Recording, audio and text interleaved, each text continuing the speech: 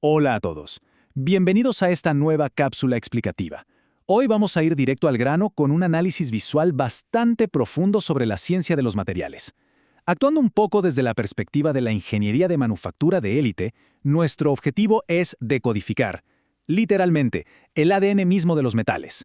Vamos a hacer un viaje estructural fascinante, escalando desde los enlaces atómicos más pequeños y fundamentales hasta llegar a entender esa resistencia macroscópica que define a toda la industria moderna. Así que, arranquemos. Para que se den una idea de nuestra ruta de hoy, el temario es súper directo. Punto 1, enlaces atómicos y propiedades. Punto 2, celdas unitarias en manufactura. Luego pasaremos al factor de empaque geométrico en el punto 3. En el 4 veremos imperfecciones y sistemas de deslizamiento. Y cerraremos con el punto 5, analizando los granos y la famosísima ley de Hall-Petch. Bien, empecemos con la sección 1. Enlaces atómicos y propiedades, o como me gusta llamarlo, la verdadera fundación de los metales. Iniciamos en la escala absolutamente más pequeña posible, el nivel atómico. Y es que justo aquí reside la física que dicta por qué los materiales se comportan de forma tan distinta cuando les metemos una herramienta de corte o los metemos en una prensa. A ver, la clave de por qué un metal actúa como metal está en sus enlaces. Piensen en los materiales cerámicos. Estos tienen enlaces iónicos o covalentes, lo que significa que los electrones están superlocalizados, compartidos o transferidos entre átomos muy específicos. El resultado, una red direccional superrígida y por lo tanto muy frágil. Pero los metales son otra historia. Tienen lo que llamamos un enlace metálico caracterizado por esta increíble nube de electrones libres. Esta nube es el mecanismo exacto que permite que los metales conduzcan electricidad y, lo más crucial para nosotros en manufactura, permite que los átomos se deslicen unos sobre otros sin que la pieza entera se rompa. Es la base física absoluta de la deformación plástica. Pasando a la sección 2. Celdas unitarias en manufactura. Estos son nuestros bloques de construcción arquitectónicos. Subamos un poco el nivel de aumento. Cuando los metales pasan de estado líquido a sólido, sus átomos se acomodan en cristales tridimensionales con un orden perfecto. El bloque base de esto es la celda unitaria. Imagínense el típico modelo de esferas rígidas, como si estuviéramos tratando de acomodar pelotas de tenis de la forma más matemática posible dentro de una caja. Aquí tenemos a la primera de nuestras grandes estrellas, la estructura cúbica centrada en el cuerpo, conocida como BCC. Imaginen un cubo con átomos en las 8 esquinas y un átomo solitario justo en el centro geométrico.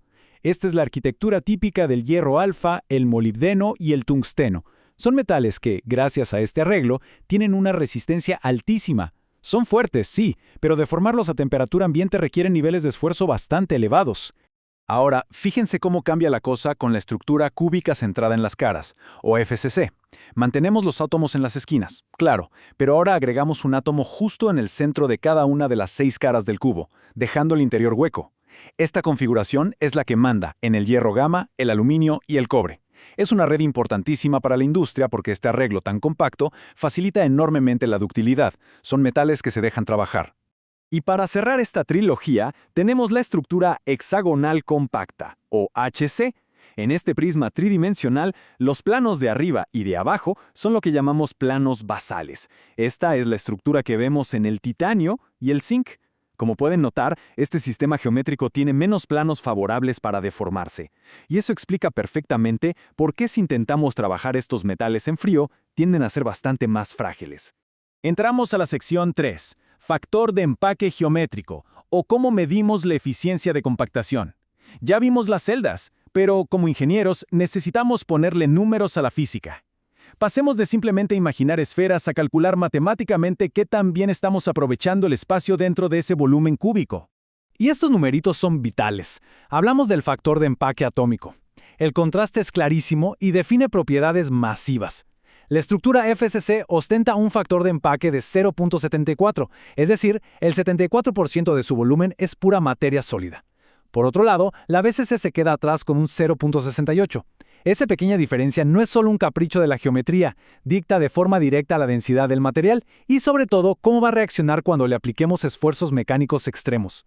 Si son de los que necesitan ver las matemáticas para creerlo, fíjense en esto. Para demostrar por qué la FCC es tan compacta, solo hay que mirar la diagonal de una de sus caras. Ahí, los átomos se tocan directamente. Si el radio de cada átomo es R, esa línea diagonal cruza un radio, un diámetro completo y otro radio más, o sea, 4R en total.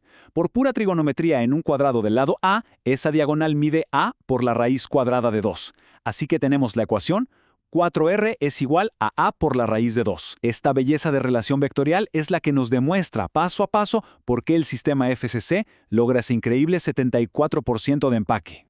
Sección 4. Imperfecciones y sistemas de deslizamiento. Literalmente, el motor de la manufactura. Hasta ahora todo suena muy cristalino y matemáticamente perfecto, ¿verdad? Bueno, resulta que los metales reales están llenos de defectos en su red, y de manera súper contraintuitiva, son exactamente estas imperfecciones las que nos permiten hacer cosas como laminar el chasis de un auto o forjar piezas industriales. Sin defectos, la manufactura moderna no existiría. Veamos lo que es una dislocación de borde. Básicamente, es un plano de átomos adicional que se insertó a medias en la estructura. Cuando le aplicamos un esfuerzo cortante a la pieza, esta anomalía no hace que todo el bloque resbale de un solo golpe. Para nada. El defecto se va desplazando pasito a pasito secuencialmente a través de lo que llamamos el plano de deslizamiento. Va rompiendo y conectando enlaces atómicos uno por uno, de manera muy localizada. Para captar realmente la genialidad de esto, y por qué nos facilita tanto la vida en la ingeniería, piensen en estas dos analogías. El movimiento de esta dislocación atómica es igualito al de una oruga o una lombriz de tierra que avanza empujando solo un cachito de su cuerpo a la vez. O imagínense que tienen que mover una alfombra gigante y pesadísima en su sala. Tirar de toda la alfombra al mismo tiempo requiere una fuerza descomunal, pero si levantan una orilla, hacen una ruguita y van empujando esa arruga hasta el otro lado, ¡pum!, la alfombra entera se mueve con poquísimo esfuerzo. Ese es el esfuerzo cortante en acción. Las dislocaciones reducen de forma drástica la energía que necesitamos para deformar los metales en nuestras máquinas. Es un concepto brillante. Ahora el movimiento de estas arruguitas ocurren en vías específicas llamadas sistemas de deslizamiento. Y aquí es donde conectamos todo. La red FCC, que recordemos es muy compacta, tiene 12 de estos sistemas. 12 vías distintas. Esto le da al aluminio y al cobre esa ductilidad tremenda.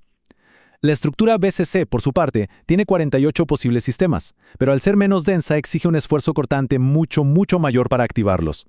Y finalmente, la estructura HCP del zinc solo tiene 3 sistemas paralelos.